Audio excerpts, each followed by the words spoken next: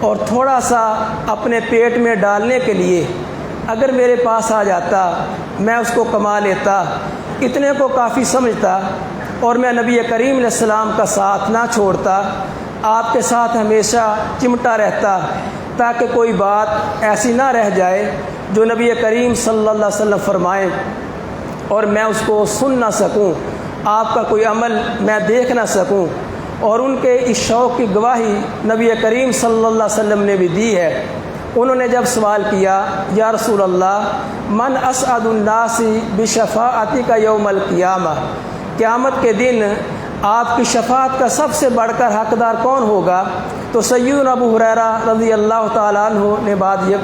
جب سوال کیا تو آپ نے ارشاد فرمایا اے ابو ہریرہ مجھے امید تھی کہ یہ سوال تو ہی کرے گا، کیونکہ میں دیکھتا ہوں کہ تم حدیث کو سننے کے بڑے حریص ہو، تمہیں حدیث کو سننے کا، میرے فرامین کو سننے کا بڑا شوق ہے۔ پھر حضرت عمر فاروق رضی اللہ تعالیٰ عنہ ہمیں نظر آتے ہیں۔ عمر فاروق رضی اللہ تعالیٰ عنہ فرماتے ہیں کہ میں نے اپنے ایک انصاری صحابی کے ساتھ یہ پروگرام طے کیا کہ ایک دن میں آپ کے پاس رہوں گا اور سارے دن کی باتیں سنوں گا اور شام کو وہ باتیں آپ کو سناؤں گا، اور اگلا دن میں اپنے کام کاج پر جاؤں گا اور تم نبی کریم علیہ السلام کے پاس رہو گے اور سارے دن کی باتیں، سارے دن کے مسائل، سارے دن میں ہونے والی علمی باتیں وہ شام کو تم مجھے سناؤ گے۔ لہذا اسی کے مطابق ایک دن میں آپ کے پاس رہتا اور ایک دن میرا انصاری ساتھی وہ آپ کے پاس رہتا۔ یہ صحابہ اکرام کا، ہمارے اسلاف کا شوق تھا۔ حضرت یہ صحابہ اکرام تھے، عورتوں کا شوق وہ بھی امام بخاری رحمہ اللہ نے اپنی صحیح بخاری میں کتاب العلم میں بیان فرمایا ہے کہ عورتیں نبی کریم علیہ السلام کے پاس آئیں اور کہنے لگی غالبنا علیک الرجال، آپ پر مرد غالب آگے ہیں، یعنی آپ مردوں کو زیادہ وعظ و نصیحت فرماتے ہیں، مرد آپ سے زیادہ علم حاصل کرتے ہیں، ہمارے لیے بھی ایک دن مقرر کریں تاکہ ہم بھی اس دن میں علم حاصل کریں، آپ کی باتوں کو سنیں۔ یہ عورتوں کا شوق تھا۔ اسی طرح اگر انسان آگے چلتا جائے تو انسان حیران ہو جاتا ہے کہ کس قدر اللہ تعالیٰ نے ہمارے اسلاف کو علم کا شوق عطا فرمایا تھا اور کس قدر وہ علم کے لیے محنت کرتے تھے اور کس قدر علم کے لیے ان کی تگ و دو تھی۔ امام بخاری رحمہ اللہ کے بارے میں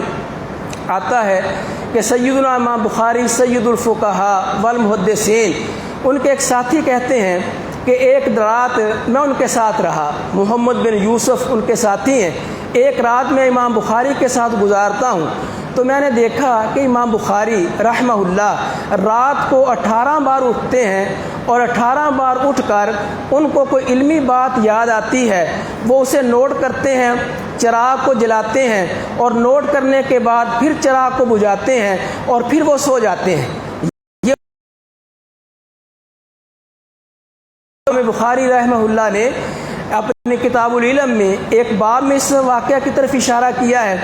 اور خطیب بغدادی رحمہ اللہ نے اس کو اپنی کتاب رحلہ میں ذکر کیا ہے کہ صرف ایک حدیث کو سننے کے لیے حضرت جابر رضی اللہ تعالیٰ عنہ وہ مدینے سے چلتے ہیں اور وہ شام کے اندر پہنچتے ہیں اور حضرت عبداللہ ابن انیس رضی اللہ تعالیٰ عنہ سے ایک حدیث سن کر واپس آ جاتے ہیں۔ یہ ان کی محنت تھی ہمارے اسلاف کی، صحابہ اکرام کے علم کے لیے۔ اسی طرح کا واقعہ ابو ایوب انصاری رضی اللہ تعالیٰ عنہ کا آتا ہے کہ وہ ایک حدیث کو سننے کے لیے وہ دور کا سفر کرتے ہیں اور مصر کے اندر پہنچتے ہیں اور ایک حدیث سن کر واپس آ جاتے ہیں کہ یہ حدیث ایک مجھے یاد ہے اور ایک اس سنانے والے صحابی کو یاد ہے، حضرت عقبہ بن عامر غالباً صحابی ہے، ان سے ایک حدیث سن کر واپس آ جاتے ہیں۔ اور ابو عالیہ رحمہ اللہ یہ تابعی ہیں، وہ فرماتے ہیں کہ ہم مصر کے اندر صحابہ اکرام سے حدیث کو سنتے، یعنی بالواسطہ کسی کے واسطے سے صحابی کا فرمان، صحابی کی بات اور حدیث ہم تک پہنچتی، ہمیں اطمینان نہ ہوتا، ہم مصر سے چلتے اور مصر سے چل کر ہم مدینہ میں آتے اور صحابہ اکرام کے منہ سے وہ باتیں سنتے جو ہم نے مصر میں بالواسطہ سنی ہوتی ہیں۔ یہ میرے بھائیوں لوگوں کا علم کے لیے قربانی ہے، علم کے لیے اس قدر وہ لوگ قربانی دینے والے تھے، اور اس قدر حضرت امام عبد الرحمن ابن ابی حاتم رحمہ اللہ یہ فرماتے ہیں، عبد الرحمن یہ وہی امام ہیں جو کتاب الجرح و تعدیل کے مصنف ہیں، اور یہ وہ کتاب ہے جو شاندار کتاب ہے، اور رجال پر یہ بنیادی ترین جو کتابیں ہیں، ایک امام بخاری کی ہے التاریخ الکبیر، اور ایک یہ کتاب الجرح و تعدیل، اس کے مصنف ہیں۔ اب آپ دیکھیں، اندازہ کریں کہ یہ لوگ علم کے لیے کس قدر ان کو علم کا شوق تھا اور کس قدر علم کے لیے ان کے اندر قربانی تھی۔ فرماتے ہیں میں مصر گیا، میرے ساتھ ایک اور بھی ساتھی تھا، ہم شیوخ کے پاس جاتے، ان سے علم کی باتیں سنتے، ایک شیخ کی مجلس ختم ہوتی دوسرے شیخ کے پاس چلے جاتے اور ان سے حدیث کو پڑھتے، حدیث کو نوٹ کرتے۔ کہتے ہیں 7 ماہ گزر جاتے ہیں، 7 ماہ کے اندر ہم نے کوئی شوربے والا سالن نہیں کھایا۔ ایک دن ایسا ہوا کہ ہمارے ایک شیخ وہ کلاس میں حاضر نہ ہوئے، تو ہم واپس کلاس سے آ رہے تھے کہ شیخ صاحب حاضر نہیں ہوئے، تو کہتے ہیں راستے میں ایک مچھلی جو تھی وہ بک رہی تھی، تو میں نے کہا کہ آج مچھلی خرید لیتے ہیں، اس کو پکائیں گے اور اس کو کھائیں گے۔ کہتے ہیں وہ مچھلی لے کر ہم اپنے گھر میں آ گئے، لیکن وہ پکانے کا موقع بھی نہ ملا اور وہ کھانے کا موقع بھی نہ ملا، ہم علم کے اندر اس قدر مصروف ہو گئے۔ اگر ہم اپنے ماضی قریب کو دیکھتے ہیں تو ہمیں بہت سارے اپنے علماء مل جاتے ہیں جن کے اندر دین کی تڑپ اسی طرح کی تھی، دین کا شوق اسی طرح کا تھا اور دین کے لیے قربانی اسی طرح کی تھی۔ آپ تمام حضرات، تمام طلبہ کرام، آپ حضرت علامہ احسان علی ظہیر رحمہ اللہ کا نام جانتے ہیں، کوئی ان سے نا واقف نہیں ہے۔ ان کے ایک ساتھی وہ بتاتے ہیں، ان کو بھی شاید آپ جانتے ہو، عبد الرحمن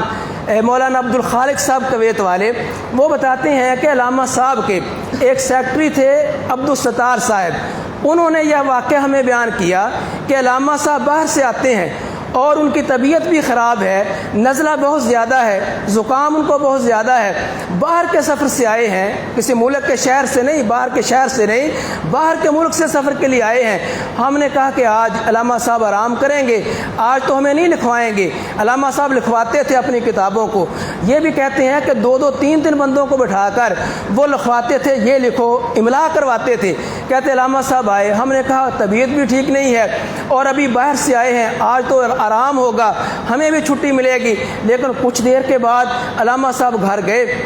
اور گھر میں کچھ دیر کے بعد وہ واپس آ جاتے ہیں اور کہتے ہیں لاؤ بھی اپنے رجسٹر لاؤ اور لکھنا شروع کرو۔ ہم نے کہا علامہ صاحب آپ کی طبیعت ٹھیک نہیں ہے، آپ سفر سے آئے ہیں، آپ آرام کر لیں۔ وہ کہنے لگے نہیں، آرام کی ضرورت نہیں ہے، لکھو، میں آپ کو لکھوانا چاہتا ہوں۔ کچھ دیر لکھوایا، ہم نے سمجھا کہ چلو آدھا گھنٹہ لکھوائیں گے، طبیعت ٹھیک نہیں ہے تو پھر اس کے بعد مجلس ختم ہو جائے گی۔ کہنے لگے وہ لکھواتے رہے۔ ہم نے پھر کہا کہ آپ کی طبیعت ٹھیک نہیں ہے۔ ان کا یہ جملہ تھا، وہ فرمانے لگے الراحت فی القبر، راحت مسلمان کے لیے قبر کے اندر ہے، یہ دنیا مومن کے لیے راحت کی جگہ نہیں ہے، لکھو، ہم نے اپنا کام کرنا ہے۔ یہ میرے بھائی ان لوگوں کے اندر شوق تھا۔ بڑے بھائیوں واقعات ہیں ان کی محنت کے، ان کے دین کے لیے قربانی کے۔ انسان حیران ہو جاتا ہے جب کوئی انسان، جب کوئی طالب علم وہ دین کا شوق اپنے اندر رکھتا ہے اور پھر دین کے لیے قربانی دیتا ہے، پھر اللہ تعالیٰ اس کو یہ انعام دیتے ہیں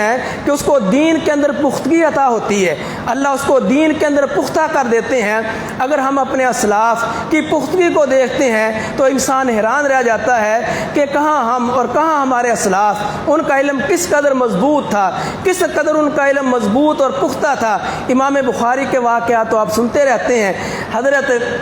امام احمد اور حضرت یحییٰ بن معین رحمہ اللہ، ان کا واقعہ ہے۔ ان کے ساتھ ایک تیسرے آدمی تھے، ان کا نام بھی احمد بن منصور تھا۔ وہ کہتے ہیں ہم تینوں نکلے اور ہمارا پروگرام تھا کہ امام عبد الرزاق رحمہ اللہ، جو کہ صاحب مصنف کتاب بڑی مشہور ہے جس میں صحابہ کرام کے آثار ہیں، تابعین کے آثار ہیں اور حدیث مبارکہ بھی ہیں، کہتے ہیں ہم ان کو ملنے کے لیے گئے۔ ان کو مل کر ہم واپس آئے تو ہم نے کہا، ابو یحییٰ بن معین رحمہ اللہ وہ فرمانے لگے کہ ہم ابو نعیم فضل بن دکین، یہ بڑے محدث ہیں، امام ذہبی نے ان کو شیخ الاسلام بھی لکھا ہے۔ حضرت یحییٰ بن معین فرمانے لگے کہ ہم ان کے ہاں جاتے ہیں اور میں ان کا امتحان لینا چاہتا ہوں۔ امام یحییٰ بن معین یہ بہت بڑے امام ہیں جرح و تعدیل کے، اور جرح تعدیل کے اندر بڑے سخت ہیں۔ امام بخاری جس طرح بڑے نرم ہیں، معتدل ہیں، ان کا انداز بڑا سخت ہے۔ امتحان لینے کے لیے جاتے ہیں۔ امام احمد فرمان لگے کہ نہ، ان کا امتحان نہ لو، یہ بہت بڑے امام ہیں، بہت بڑے حافظ ہیں، لیکن کہتے نہیں مجھے اطمینان نہیں ہوگا، میں ان کا امتحان لینا چاہتا ہوں۔ گئے، دروازہ کھٹکھٹایا، حضرت ابو نعیم رحمہ اللہ تعالی باہر آئے اور آ کر بیٹھ گئے ایک چبوترے پر۔ حضرت یحییٰ بن معین رحمہ اللہ نے یہ پروگرام بنایا کہ میں 10 حدیثیں ابو نعیم رحمہ اللہ کی 10 حدیثیں وہ پڑھوں گا جو ان کی مرویات ہیں، اور ایک حدیث اس کے اندر اپنی طرف سے شامل کر دوں گا، پھر 10 حدیثیں پڑھوں گا ان کی مرویات سے ایک حدیث میں شامل کر دوں گا۔ اور جاننا یہ چاہتے تھے کہ کیا ابو نعیم فضل بن دکین رحمہ اللہ یہ واقعی بہت بڑے حافظ ہیں، لہذا اپنے پروگرام کے مطابق ایسا انہوں نے کیا کام۔ پہلی 10 حدیثیں پڑھی، حضرت ابو نعیم رحمہ اللہ نے وہ 10 حدیثیں سنی۔ جب 11ویں حدیث پڑھی تو کہنے لگے یہ میری حدیث نہیں ہے، اضرب علیہ، اس کو قلم زد کر دو، یہ میری حدیث نہیں ہے۔ پھر 10 حدیثیں پڑھی جو اصل حدیثیں تھی ابو نعیم رحمہ اللہ کی، پھر ایک اور حدیث شامل کر دی، وہ پھر بولے، کہنے لگے یہ میری حدیث نہیں ہے، اس کو بھی قلم زد کر دو، اس پر کانٹا لگا دو۔ پھر جب تیسری 10 حدیثیں پڑھی اور ایک حدیث اپنی طرف سے شامل کی تو وہ سمجھ گئے کہ یحییٰ بن معین میرا امتحان لے رہے ہیں، تو فرمانے لگے، امام احمد پر ہاتھ رکھا، کہنے لگے کہ یہ تو ایسا نہیں کر سکتا، یہ بڑا اس سے متقی ہے، پرہیزگار ہے، یہ ایسے کام نہیں کرتے، اور یہ جو سامنے بیٹھے ہیں احمد بن منصور یہ ایسا کر نہیں سکتے کہ یہ چھوٹے ہیں، یہ میرا امتحان لیں، ایسا نہیں ہو سکتا۔ کہنے لگے کہ یہ کام یحییٰ بن معین کا ہوگا۔ پھر ان کو زور سے ٹانگ ماری اور چبوترے سے نیچے گرا دیا۔ عرض کرنے کا مقصد یہ ہے کہ یہ ہمارے اسلاف کا علم کے اندر پختگی تھی، جب انہوں نے علم کو شوق کے ساتھ پڑھا اور علم کے لیے ہر طرح کی قربانی دی، یہ ان کا میرے بھائیو طریقہ تھا۔ اس طرح کے بڑے واقعات ہیں۔ شیخ الاسلام ابن تیمیہ رحمہ اللہ تعالی، ان کا واقعہ آپ کو شاید معلوم ہے کہ ان سے کسی نے کہا، ایک واسط کا قاضی ان کے پاس آیا، کہنے لگا کہ حضرت آپ اس طرح کریں، ایک عقیدے کی کتاب لکھ دیں، ہم چاہتے ہیں کہ اپنے علاقے میں جا کر اس کو پڑھائیں اور پڑھیں۔ امام صاحب فرمانے لگے، اہل سنت نے کئی عقیدے کی کتابیں لکھی ہیں، ان کو آپ پڑھو اور ان کو لوگوں کو پڑھاؤ۔ کہنے لگے کہ نہیں، آپ لکھ کر دیں، ہم وہ پڑھنا چاہتے ہیں۔ تو امام ابن تیمیہ شیخ الاسلام رحمہ اللہ نے اثر سے بیٹھے اور ایک ہی مجلس کے اندر وہ کتاب لکھ دی جس کو آپ عقیدہ واسطیہ کے نام سے جانتے ہیں، اور جس کو ہم پورے سال میں یا سال کے آدھے حصے کے اندر ہم اس کو پڑھتے ہیں۔ یہ ہمارے اسلاف تھے، اللہ تعالیٰ نے کو اس قدر دین کے اندر اور علم کے اندر پختگی عطا فرمائی تھی۔ میرے بھائیوں، بس وقت چونکہ بہت تھوڑا ہے، ایک قریب ماضی کا واقعہ، ایک ہمارے ان علاقوں کے بھی شیخ الاسلام ہے اور ان علاقوں کے شہر پنجاب ہیں، اور مولانا ثناء اللہ مرسری رحمہ اللہ تعالی، ان کے بارے میں کس نے لکھا ہے کہ اگر دنیا کے بڑے بڑے عالموں کو جمع کیا جائے اور ان عالموں کو کہا جائے کہ بھائی یہ 9 قسم کے لوگ ہیں، ان میں عیسائی بھی ہیں، ان میں منکرین حدیث بھی ہیں، ان کے اندر جو ہے نا بدعت بھی ہیں، ان کے اندر مقلدین بھی ہیں، اور ان کے اندر جو ہے نا وہ ہندو مت والے بھی ہیں، اور کئی طرح کے لوگ ہیں، آپ نے 9 لوگوں سے آپ نے 9 گھنٹے گفتگو کرنی ہے، تو اگر کوئی انسان یہ کام کر سکتا ہے اور بیک وقت 9 لوگوں سے 9 مذہب کے لوگوں سے وہ بات چیت کر سکتا ہے اور ان کو مسکت جواب دے سکتا ہے، تو وہ شیخ الاسلام ثناء اللہ مرسری رحمۃ اللہ علیہ ہیں۔ یہ میرے بھائیوں مقام کب ملتا ہے؟ جب انسان دین کے لیے محنت کرتا ہے، شوق سے پڑھتا ہے۔ یہ تو ہمارے اسلاف تھے۔ وقت بہت تھوڑا ہے، اب ہماری کیفیت کیا ہے؟ اب ہماری کیفیت کیا ہے وہ بھی میں اپنے ماحول میں ہی آپ کو بتانا چاہتا ہوں، دور نہیں جانا چاہتا۔ جو اپنے ماحول کی باتیں ہیں وہ انسان کو جلد سمجھ آتی ہیں۔ اب آپ دیکھیں، اندازہ کریں کہ ہمیں جو ہے نا کلاسوں تک پہنچانے کے لیے، ہمیں وقت کا پابند بنانے کے لیے ہمارے ساتھ کیا ہوتا ہے، گیٹ پر پہرے لگے ہوئے ہیں، پھر گیٹ پر طالب علم کھڑے ہیں کہ کون لیٹ آتا ہے اس کا نام لکھا جائے، جرمانے بھی ڈالے جاتے ہیں، پھر کلاسوں کے اندر حاضری ہوتی ہے، پھر اسمبلی کے اندر حاضری ہوتی ہے۔ یعنی ہمارا علم کے شوق کا یہ حال ہے کہ اسمبلی میں حاضری ہوئی مثلاً، اب کلاس میں جا کر پھر حاضری ہوتی ہے۔ یعنی بعض لوگ، سب نہیں، ماشاءاللہ بہت اچھے آپ میں سے طلباء ہیں الحمدللہ، لیکن کچھ لوگ ایسے ہیں کہ جو ماحول کو خراب کرتے ہیں اور باقیوں کے جو ہے نا حق کو بھی مارتے ہیں۔ اگر اس طرح ہم حاضری اتنی زیادہ ہوتی ہے، مثال کے طور پر 35 منٹ کا پیریڈ ہے اور جس کلاس میں 100 کے قریب طالب علم ہے، 5 منٹ حاضری پہ لگتے ہیں۔ اگر 5 منٹ کا آپ حساب لگائیں، ایک ہفتے کے اندر 6 پیریڈ لگتے ہیں، ایک ہفتے کے اندر، تو ایک پیریڈ ایک ہفتے کے اندر ہماری حاضری میں چلا جاتا ہے، تو باقی آپ دیکھیں ایک ویسے چھٹی کا دن ہو گیا، ایک پورا پیریڈ جو ہے وہ ہماری حاضری میں چلا گیا، تو ہم نے پیچھے کیا پڑھا؟ یہ سب کچھ کیوں ہوتا ہے؟ یہ مجبوری ہے، یہ ہمارے لیے مجبوری ہوتی ہے کہ کیسے ہم آپ کو کلاسوں میں لائیں، کیسے آپ کو کلاسوں میں ہم بٹھائیں۔ تو میرے بھائیوں، عزیز بیٹو، یہ ہمیں قابل غور باتیں ہمارے لیے، یہ کس قدر سخت پہرے ہیں ہمارے، یہ جو علم کے ساتھ دوری ہے اور علم میں ہمارا شوق نہیں ہے، یہ ساری یہی وجوہات ہیں۔ اب حاضری ادھر ہوتی ہے، اپنا اسمبلی کے اندر حاضری ہوئی، تو اتنا بھی اعتبار ہمیں نہیں ہے، کچھ طلبہ پر اتنا بھی اعتبار نہیں ہے کہ وہ اسمبلی سے اٹھ کر کلاس میں چلے جائیں گے، ہمیں پھر حاضری لگانا پڑتی ہے۔ اس لیے ہمیں ان باتوں پر غور کرنا چاہیے اور علم کا شوق اپنے اندر پیدا کرنا چاہیے۔ باتیں کافی ہیں، لیکن میں آخری بات عرض کرتا ہوں، دیکھیے اگر اللہ تعالیٰ ہمیں دین کے اندر پختگی عطا فرمائے گا، آپ یقین کریں آپ کو دنیا کے اندر بھی کامیابی ہے، آپ کو آخرت کے اندر بھی کامیابی ہے، آپ کو اللہ کی رحمت سے اللہ اتنا نواز دے گا اگر آپ اپنے کام میں پختہ ہو جائیں۔ یقین کریں دنیا کے اندر کوئی بھی انسان کام کرتا ہے جو اپنے کام میں پختہ نہیں ہے، اس کی کوئی ویلیو نہیں ہے، اس کی کوئی قدر و قیمت نہیں ہے، وہ در بدر کی ٹھوکریں کھاتا ہے۔ اور جس کو اللہ تعالیٰ اپنے فن کے اندر پختگی عطا کرتا ہے، لوگ اس کے غلام بن جاتے ہیں، لوگ اس کے پیچھے پھرتے ہیں، لوگ اس کو احترام دیتے ہیں، لوگ